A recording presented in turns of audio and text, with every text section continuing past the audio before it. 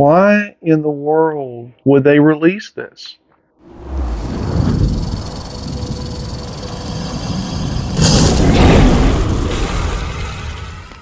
Hey guys, I wanted to go ahead and give my reaction to this disaster that was released yesterday, and talk about a couple other things and make some requests from any major printer company who is watching this or may watch this. So last year I released a video with a first look at the Jupiter 2 from Elegoo, and man, I was super excited, as you could tell in the video, and went over all the features and everything like that. And well, we waited a year for this. So needless to say, Elegoo did not reach out to me to try a unit, and that's okay because that is probably for the best. After seeing a lot of the other creators' videos on this printer, I'm going to be basically saying that this was a failure. I don't think that they learned from anything that Uniformation did, what, year and a half, 2 years ago. And hey, this is just my opinion on everything. If you haven't seen any of these release videos, you should go over and check them out before you buy this product. As of this morning, as of, what was it, 9 o'clock this morning on this date, Elegoo has still yet to sell 100 of these early bird printers. They sent out an email saying that there's a low stock quantity. Well, guess what? I wonder why. So with all the problems listed, such as the fold-out doors, those things are just way too wide, and it's just an inferior design. And then you got the resin pump that's actually mounted on the back of this thing, and they said, oh, well, you could take it off and put it onto the side. You put it onto the side, you can't even open the doors all the way. Come on.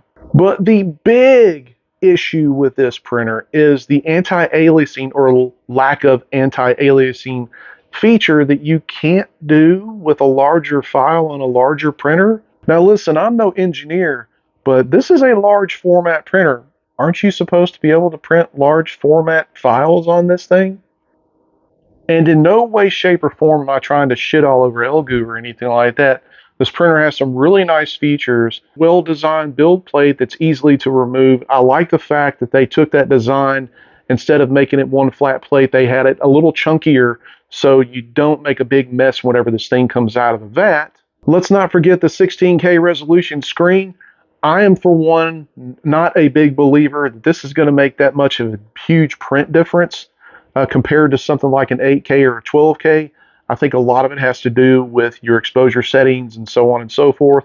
But for those believers, I mean, it's got the screen for you. And finally, it does have the heated vat.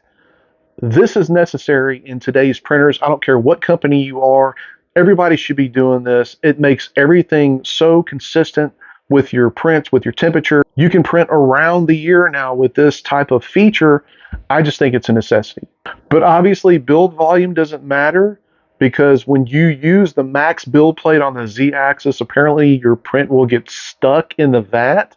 And it does have the Hoopat quick switch out FEP vat, which is really, really cool. I did a video on that Chitu released, I think, last year sometime. It does save a lot of time rather than sitting there for several minutes and possibly hours or whatever like that removing screws. Instead, you got this quick change 4-clip system. It's awesome. But the one thing that I really want to know, and I ask Elegoo personally, is, do you actually test these printers out? Do you test every feature that you are representing with this printer here to make sure that it works before it's released to the public? Anyway, in my opinion, there's a few things that went wrong. First off, you've had a year to finesse things, to try them out. Apparently, nobody really dotted the I's, crossed the T's, or anything like that on some of these features to make sure they work. It appears nobody fulfilled that whole entire print volume to make sure that this print didn't get stuck inside the vat. And the anti-aliasing system, I mean, I don't understand that.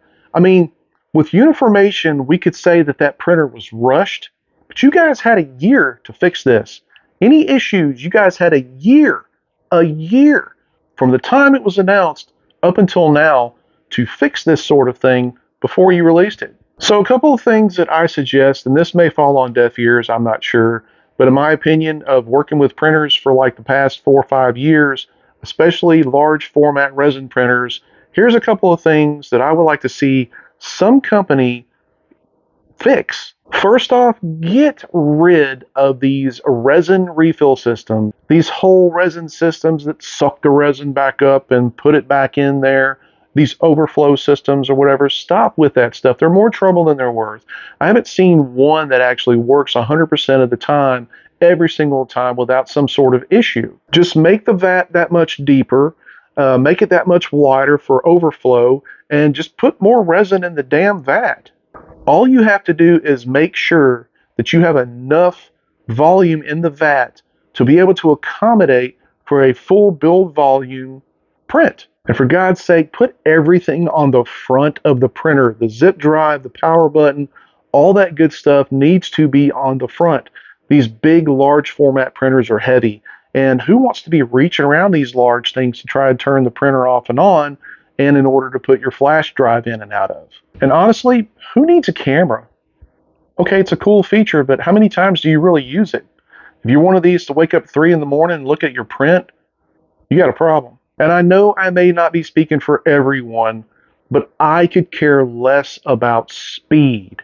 I don't care about how quick my resin print gets done. I just want it to print and look really, really nice. It seems like more and more of these companies are trying to reinvent the wheel.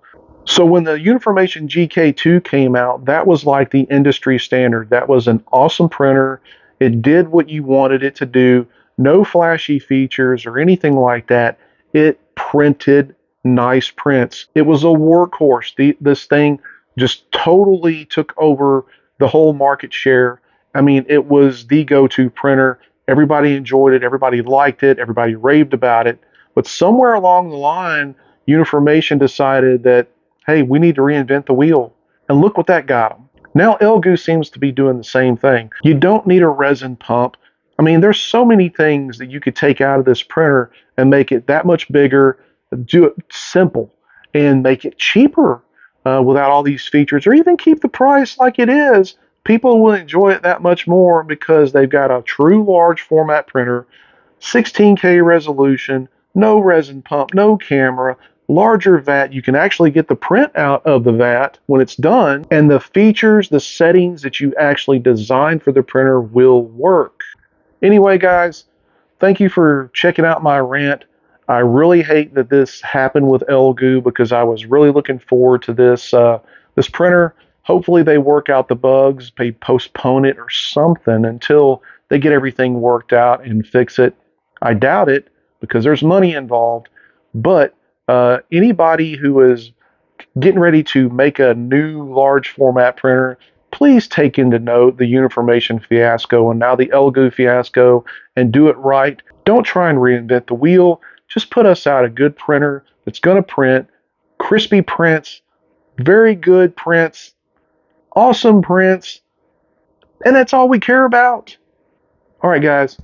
Thank you guys so much for my reaction and my rant, and we'll see you soon. Print, prep, paint, repeat, and stay safe out there.